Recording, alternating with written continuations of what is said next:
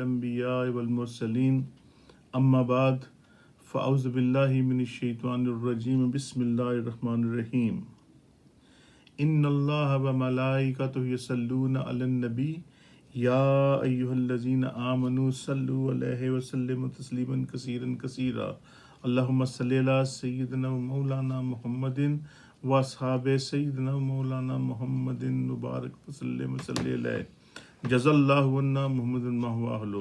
سب بہت ہی پیار سے محبت سے درود و سلام پڑھیں۔ الصلاۃ والسلام علیک یا سیدی یا رسول اللہ وعلی آلک و اصحابک یا سیدی یا حبیب اللہ۔ الصلاۃ والسلام علیک یا سیدی یا نبی اللہ وعلی آلک و اصحابک یا سیدی یا نور اللہ۔ فرمان مصطفیٰ صلی اللہ تعالی علیہ وآلہ وسلم، جو مجھ پر درود پاک پڑھنا بھول گیا وہ جنت کا راستہ بھول گیا۔ صلو علی الحبیب صلی اللہ تعالی علیہ وآلہ وسلم۔ تمام تعریفیں اللہ رب العزت کے لیے اور ہر طرح کا درود و سلام نبی پاک صلی اللہ تعالی علیہ وآلہ وسلم کی ذات مقدسہ کے لیے۔ میرے بہت ہی عزیز دوستوں، بھائیوں، بہنوں، جیسا کہ آپ سب کو معلوم ہے کہ اسلامی نئے سال کا آغاز ہو چکا ہے اور یہ اسلامی سال کا پہلا مہینہ محرم الحرام بہت ہی مقدم اور عزتوں سے منسوب یہ مہینہ مبارک ہے۔ اس کا ایک ایک پل، ایک ایک لمحہ اپنی جگہ پر ایک افادیت رکھتا ہے۔ اس مہینے میں سیدنا حضرت عمر فاروق رضی اللہ تعالی عنہ کی شہادت ہوئی، اس لحاظ سے بھی یہ حرمت کا مہینہ ہے۔ پھر اس مہینے میں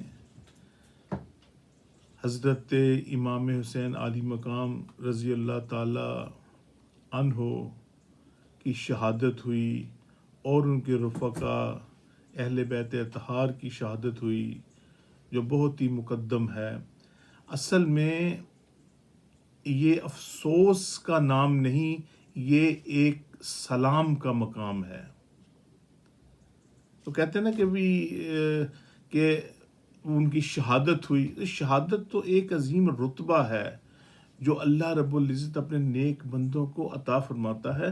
دیکھیں، کوئی شہید ہوتا ہے تو کیا آپ اس کے لیے روتے ہیں؟ نہیں، یہ شہادت کا رتبہ بڑا عظیم ہوتا ہے۔ اور پھر وہ شہادت جو حضرت امام حسین رضی اللہ تعالی عنہ نے اپنے نانا نبی پاک صلی اللہ علیہ وسلم کے دین اسلام کی سر بلندی کے لیے کی، ان کے رفقا نے، ان کی فیملی نے، ان کے چھوٹے چھوٹے بچوں نے شہادت پیش کی۔ تو یہ تو بہت ایک بلند مقام درجے کا ایک فلسفہ ہے۔ اس کو ہم ایسے ہی چھوٹے لفظوں میں جو ہم تحریر بیان کر دیتے ہیں، اس سے تو ہمارے الفاظ پورے ہوتے ہی نہیں۔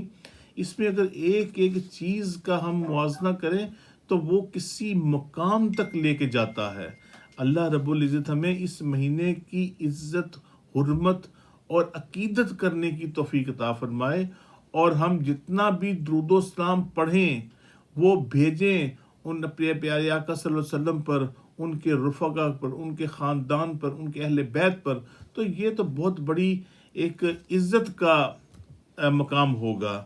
تو ہم آج کے اس بیان میں حضرت امام حسین رضی اللہ تعالی عنہ کے بارے میں کچھ بیان کرتے ہیں۔ اللہ رب العزت میرا کہنا، آپ سب کا سننا اپنی بارگاہ الہی میں قبول و منظور فرمائے، اور میرے پڑھنے میں کسی قسم کی کوئی غلطی، کوتاہی، کوئی غلط الفاظ استعمال ہو جائیں، اللہ رب مجھے معافی کی توفیق عطا فرمائے، اور ہم سب کی توبہ اپنی بارگاہ الہی میں قبول و منظور فرمائے۔ نبی پاک صلی اللہ تعالی علیہ وسلم کو اپنے نواسوں سے بے انتہا محبت، بے انتہا ایک لازوال محبت جسے کہہ سکتے ہیں وہ، کہ جب نبی پاک صلی اللہ تعالی علیہ وآلہ وسلم نماز پڑھتے تو نماز پڑھتے اور اس وقت جب آپ سجدے میں جاتے تو نبی پاک صلی اللہ علیہ وسلم کی پشت مبارک پر آپ نبی وسلم کے دونوں شہزادے سوار ہو جاتے، تو نبی پاک صلی اللہ علیہ وسلم اپنے سجدوں کو طویل فرما لیتے۔ اب یہ ایک محبت ہے اپنے پیارے نواسوں کے لیے، اپنے پیارے شہزادوں کے لیے۔ پھر جب نبی پاک صلی اللہ تعالی علیہ وسلم نماز سے فارغ ہوتے تو آپ حضرت امام حسین، حضرت امام حسن رضی اللہ تعالی عنہما کو اپنی گودوں میں، اپنی گود میں بٹھا لیتے اور پیار سے ان کا منہ چومتے۔ اب یہ ایک محبت ہے اپنے پیارے نواسوں سے، اپنے بیٹوں سے، اپنے بیٹی کے بیٹوں سے۔ تو یہ نبی پاک صلی اللہ تعالی علیہ وسلم کا فرمان ذی شان ہے کہ یہ میرے بیٹے ہیں، یہ میری بیٹی کے بیٹے ہیں، اور یہ میرے لخت جگر ہیں۔ اب یہ جو باتیں ہیں یہ ہم کو سمجھنے کے عقل میں نہیں آ سکتی، کیونکہ یہ محبت رسول صلی اللہ تعالی علیہ وسلم ہے اپنے نواسوں کے لیے۔ اور پھر نبی پاک صلی اللہ تعالی علیہ وسلم نے اپنی ظاہری زندگی میں حضرت امام حسین رضی اللہ تعالی عنہ کے بارے میں تو بہت سے ایسے واضح پیغامات، ایسے چیزیں بیان فرما دی تھیں کہ حضرت امام حسین رضی اللہ تعالیٰ عنہ کے ساتھ کیا ہونے والا ہے، اور بعض اوقات تو آپ کی آنکھ مبارک سے آنسو بھی اشکبار ہو جاتے، آپ کا چہرہ بھی آنسوؤں سے بھر جاتا، آپ کی داڑھی مبارک آنسوؤں سے تر ہو جاتی۔ تو یہ ایک پیار ہے، ایک محبت ہے۔ حضرت اسامہ بن زید رضی اللہ تعالی عنہ فرماتے ہیں کہ جب نبی پاک صلی اللہ تعالی علیہ وسلم کے حضور جب ہم حاضر ہوتے، رات دیر ہو چکی ہوتی، رات کا ایک آخری ایک ٹائم ہوتا، تو ہم جا کر دروازے کو دستک نہیں دیتے تھے، دروازے کو ہم کھٹکھٹاتے نہیں تھے، بلکہ ہم اس جگہ پر بیٹھ جاتے اور نبی پاک صلی اللہ تعالی علیہ وسلم کا انتظار کرتے۔ اور جب کوئی کسی بہت زیادہ مصیبت میں ہو، جب کوئی کسی زیادہ پریشانی میں ہو کہ جو اس کو ایک ایمرجنسی کا مقام ہو، تو اس وقت آپ سوچئے، دیکھیے کہ اس وقت نبی پاک صلی اللہ علیہ وسلم کے صحابہ اکرام کیسے وہ اپنے پوٹوں سے، ایسے دور سے کھٹکھٹاتے نہیں تھے، بلکہ اپنے پوٹوں سے اس کو ہلکا سا اس کو رب کرتے تھے۔ تو نبی پاک صلی اللہ علیہ وسلم کو اپنی امت کی تکلیف کا احساس ہو جاتا تھا، اور نبی پاک صلی اللہ علیہ وسلم اٹھ کر واپس باہر آ جاتے تھے اور اپنی امت کے لوگوں سے پوچھتے کہ تم لوگوں کی کیا پرابلم ہے۔ تو نبی پاک صلی اللہ علیہ وسلم کو دیکھتے ہی صحابہ کرام اجمعین کے چہرے خوشی سے تر ہو جاتے، اور وہ اپنی تمام تکلیفوں کو، اپنی تمام مصیبتوں کو وہ بھول جاتے، اور یہی فرماتے سنا گیا کہ ہماری تمام تکلیفیں نبی پاک صلی اللہ علیہ وسلم آپ کے چہرے نور کو دیکھ کر ہماری تکلیفیں دور ہو گئیں۔ سبحان اللہ۔ اور یہ ایک تقویٰ ہے، ایک عبادت کا ایک حصہ ہے کہ جو کوئی نبی پاک صلی اللہ علیہ وسلم کو دیکھتا تو اس کی تکلیف دور ہو جاتی۔ یہ ایک پیار ہے، ایک مقام ہے جن کا دلوں میں ایک درجہ رکھا ہوا ہے، کہ کیونکہ یہ ہمارا پورے جسم کا جو ایک مقام ہوتا ہے، دل، وہ ایک نازک جگہ ہوتی ہے اور ہر چیز وہیں سے چلتی ہے۔ جب اس دل کو پاک ہوگا، صاف ہوگا، تو آپ کی ہر چیز نیک اور پاک ہوگی۔ اور اسی طرح جب صحابہ کرام نبی صلی اللہ علیہ وسلم کا چہرہ پر دیکھتے تو ان کے دلوں کو سرور حاصل ہوتا، ان کی آنکھوں کو ٹھنڈک ملتی. وہ اسی لیے کہتے ہیں نا عینی یا رسول اللہ صلی اللہ علیہ وسلم، یا رسول اللہ صلی اللہ علیہ وسلم آپ ہماری آنکھوں کی ٹھنڈک ہیں. تو یہ ایک پیار ہے. تو یہی جب نبی پاک صلی اللہ علیہ وسلم تشریف لاتے تو صحابہ اکرام کی تمام تکلیفیں دور ہو جاتی. حضرت اسامہ بن زید رضی اللہ تعالیٰ عنہ فرماتے ہیں کہ ایک رات میں مجھے کوئی کام تھا نبی پاک صلی اللہ تعالی وسلم سے، تو میں رات کے آخری پہر میں ان کے پاس گیا، تو رات دیر ہو چکی تھی، تو میں وہاں بیٹھ گیا، دیگر صحابہ بھی وہاں بیٹھے ہوئے تھے، کہ اچانک نبی پاک صلی اللہ تعالی وسلم نمودار ہوئے اور آپ اپنے کمبل میں تھے، آپ نے کمبل لپیٹا ہوا تھا، تو آپ باہر تشریف لائے. تو میرے سمیت دیگر صحابہ نے بھی کچھ محسوس کیا کہ کمبل کے اندر کچھ حرکت ہو رہی ہے، کمبل کے اندر کچھ حرکت ہو رہی ہے. تو نبی پاک صلی اللہ تعالیٰ علیہ وسلم آئے، تو انہوں نے ہماری حاجتیں پوچھیں تو ہم نے بتائیں. تو میں نے بھی ڈرتے ہوئے کہ کوئی نبی پاک صلی اللہ علیہ وسلم کی شان میں گستاخی نہ ہو جائے، میں نے بھی حضور کو دیکھا اور اپنی حاجت کو بیان کرتے ہوئے میں نے ارشاد فرمایا کہ حضور میں کچھ پوچھنے کی سعادت حاصل کر سکتا ہوں. نبی صلی اللہ علیہ وسلم نے پوچھو کیا پوچھنا چاہتے ہو. تو حضرت اسامہ بن زید رضی اللہ تعالی عنہ نے نبی صلی اللہ علیہ وسلم سے پوچھا، حضور یہ کیا ماجرا ہے، یہ اندر سے کسی کی حرکت کا احساس ہو رہا ہے. تو نبی پاک صلی اللہ تعالی علیہ وسلم مسکرائے اور فرمایا، انہوں نے نبی صلی اللہ علیہ وسلم نے اپنا کمبل کھول دیا. نبی پاک صلی اللہ علیہ وسلم نے اپنا کمبل کھول دیا تو کیا دیکھا کہ حضور کے ایک پہلو میں حضرت امام حسین لپٹے ہوئے ہیں اور دوسرے پہلو میں حضرت امام حسن لپٹے ہوئے ہیں. فرمایا یہ میرے بیٹے ہیں، یہ میری بیٹی کے بیٹے ہیں، یہ میرے لخت جگر ہیں. اے اللہ میں ان سے پیار کرتا ہوں، تو بھی ان سے پیار کر، اور اے اللہ جو ان سے پیار کرے تو ان سے بھی پیار کر. اب دیکھیں پیارے آقا صلی اللہ تعالی وسلم نے کتنی اچھی کتنی پیاری ایک بات بتا دی کہ تم میرے نواسوں سے، میرے اہل بیت سے پیار کرو گے تو میں بھی تم سے پیار کروں گا.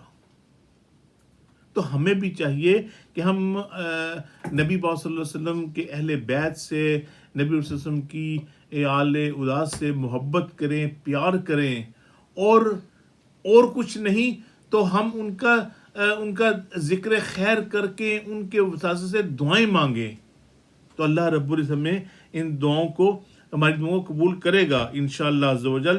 60 ہجری کا واقعہ ہے. 60 ہجری میں جب یزید ملعون تخت نشین ہوا تو اس کو یہ تھی کہ میں ہر طرح سے ہر ایک سے بیعت لے لوں اور میں اپنی حکومت بنا لوں اور میں اس پوری سلطنت پر ایک قابض ہو جاؤں اور میں پورا کنٹرول کروں. لیکن اللہ رب العزت کی جو منصوبے ہیں وہ اللہ رب العزت ہی جانتا ہے، کیونکہ ہم دنیا میں اپنے منصوبے بناتے ہیں، لیکن اللہ رب العزت کے ہاں جو منصوبے بن چکے ہوتے ہیں وہ کسی حکمت سے خالی نہیں ہوتے. اور پھر وہ وقت بھی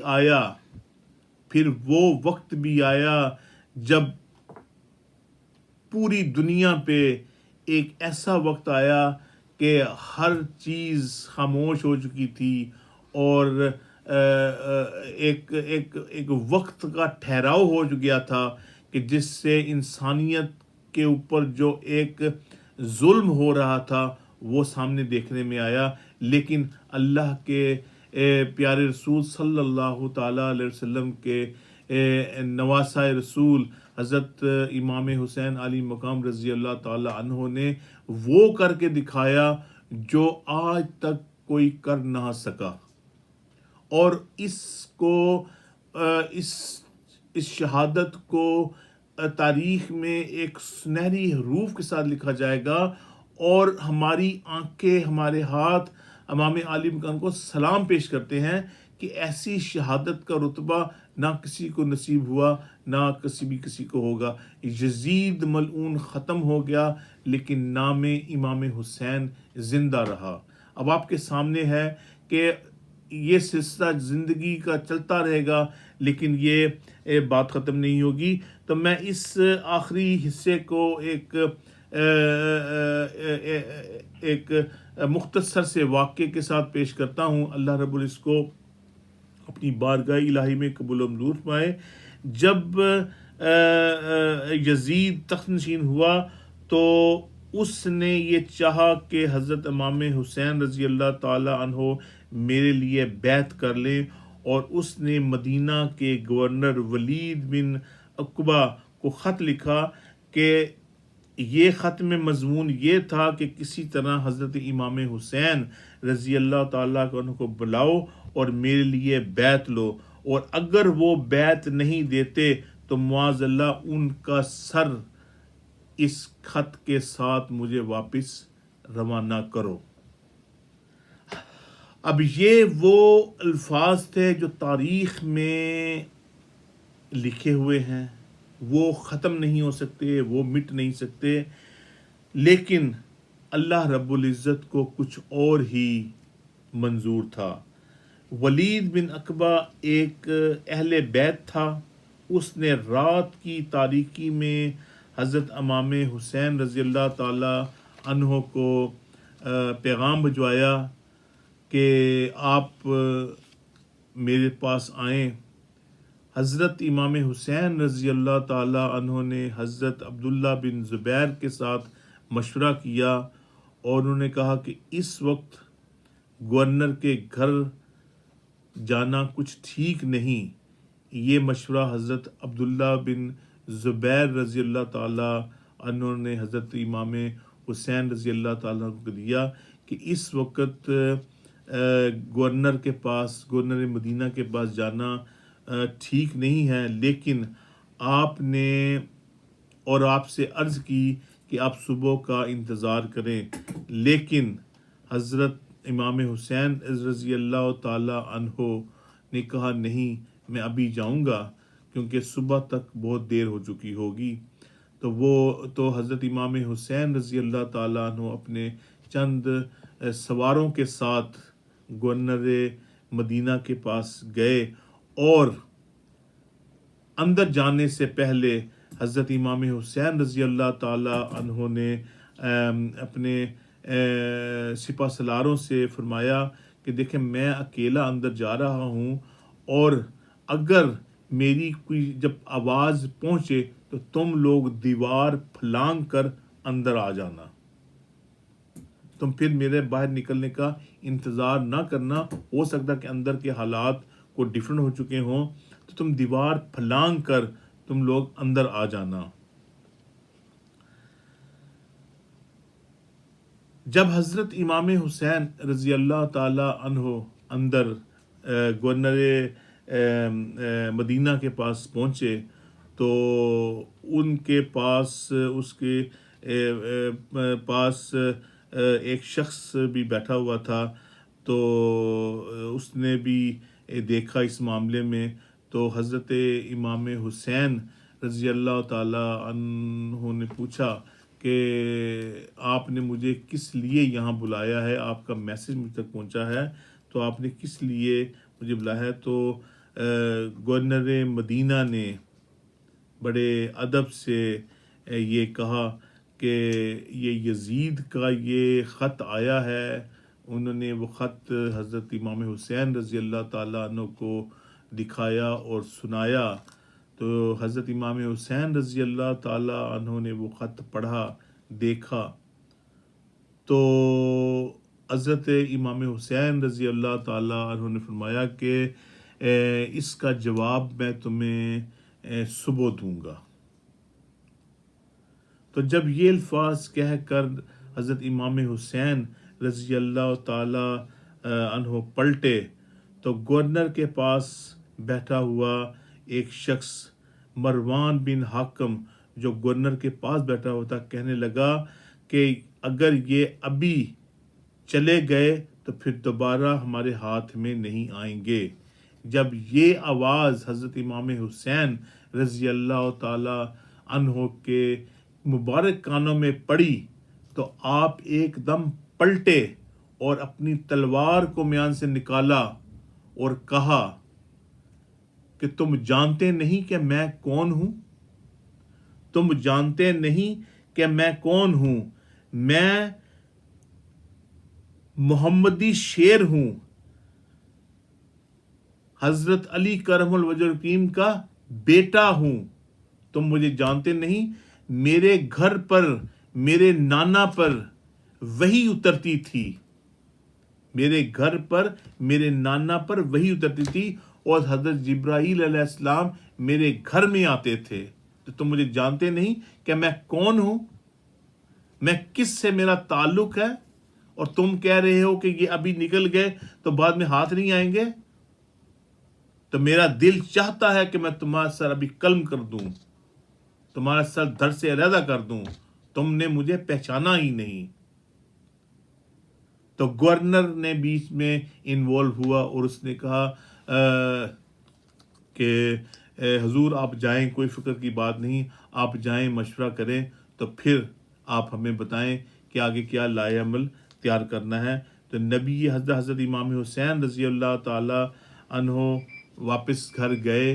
گھر میں جا کر آپ نے مشورہ کیا اپنے دیگر صحابہ کے ساتھ کہ دوستو یہ حال ہے، اب کیا کیا جائے، کیونکہ اب ہمارے لیے مدینہ کی سرزمین تنگ ہو گئی ہے اور ہم نہیں چاہتے کہ یہاں پر میرے نانا نبی پاک صلی اللہ علیہ وسلم کی مقدس جگہ پر، وہ جگہ پر جہاں میں کھیلا، میرے نانا نبی پاک صلی اللہ علیہ وسلم یہاں پر موجود ہیں اور میں ان کی سرزمین پر کوئی خون خرابہ کروں۔ تو تمام صحابہ کے ساتھ مشورہ کرتے ہوئے اپنی بہن حضرت زینب رضی اللہ تعالی عنہا سے بھی مشورہ کیا اور اپنی بہن سے فرمایا کہ اے میری بہن، اس جگہ کی مٹی ہمارے لیے تنگ ہو گئی ہے، اب ہمیں یہاں سے جانا ہے، ہم یہاں پر مزید نہیں رہ سکتے۔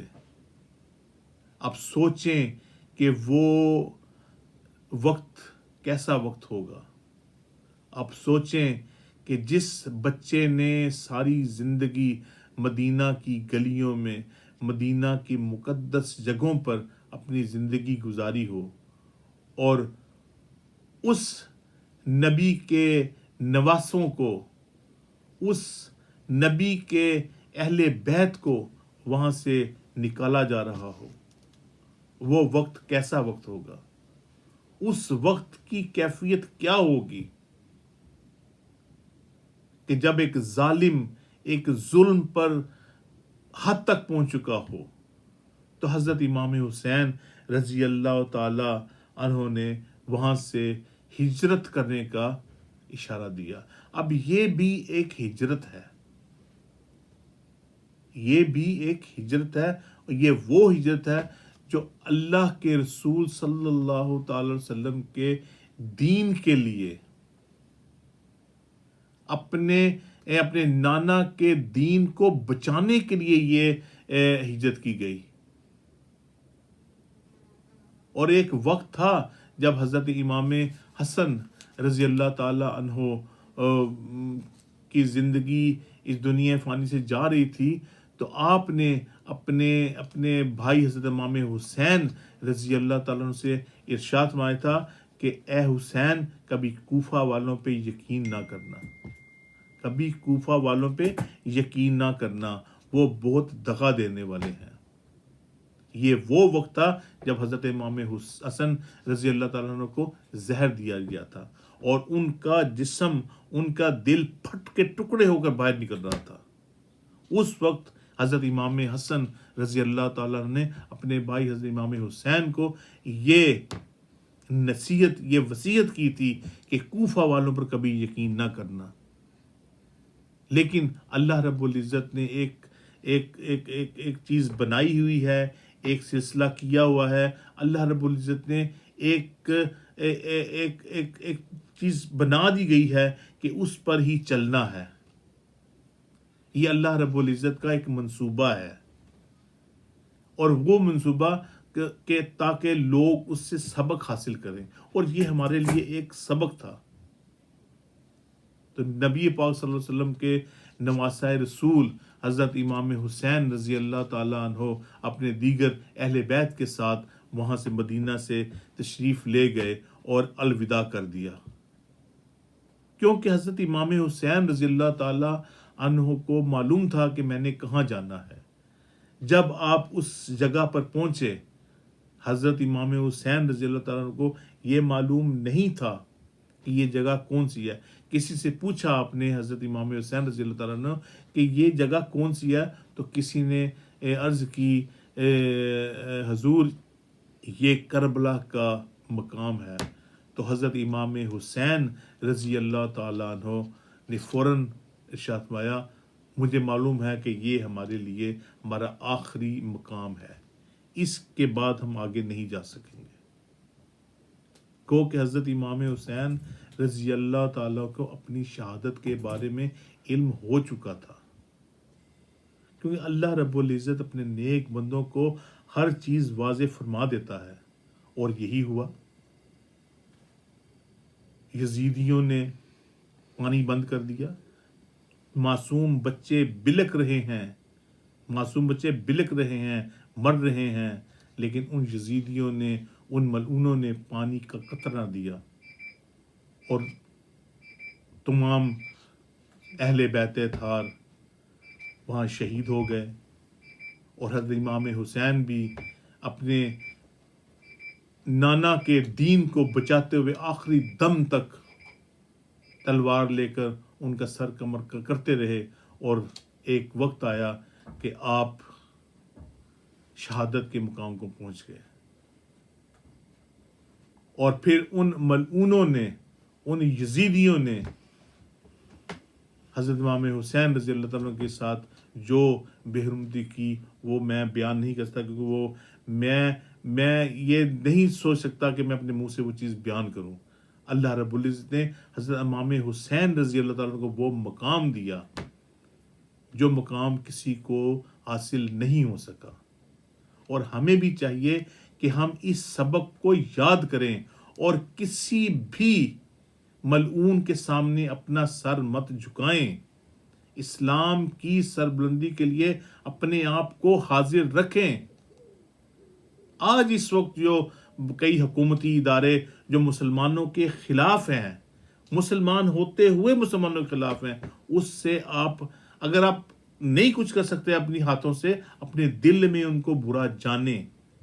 یہ بھی آپ کا ایک جہاد ہے، یہ بھی آپ کا ایک اسلام کی سربلندی کے لیے ایک انداز ہے.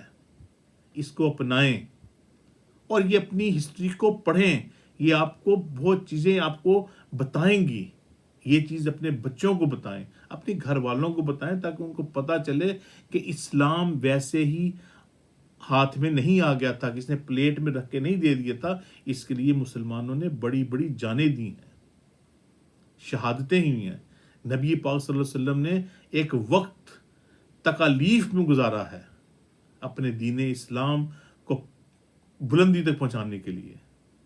تو اللہ رب العزت ہمیں سن کر عمل کی توفیق عطا فرمائے، اور میرا کہنا سننا اپنی بارگاہ الہی میں قبول ضرور فرمائے. اگر میں نے کوئی بخشش تقاضے سے کچھ میرے منہ سے کوئی غلط الفاظ نکل گئے ہوں، کوئی میرے سے غلط بیان ہو چکا ہو جو نہیں تھا، اللہ نے مجھے معافی کی توفیق عطا فرمائے. میری توبہ اپنی بارگاہ الہی میں قبول ضرور ہے. وآخر دعوانا ان الحمد للہ رب العالمین.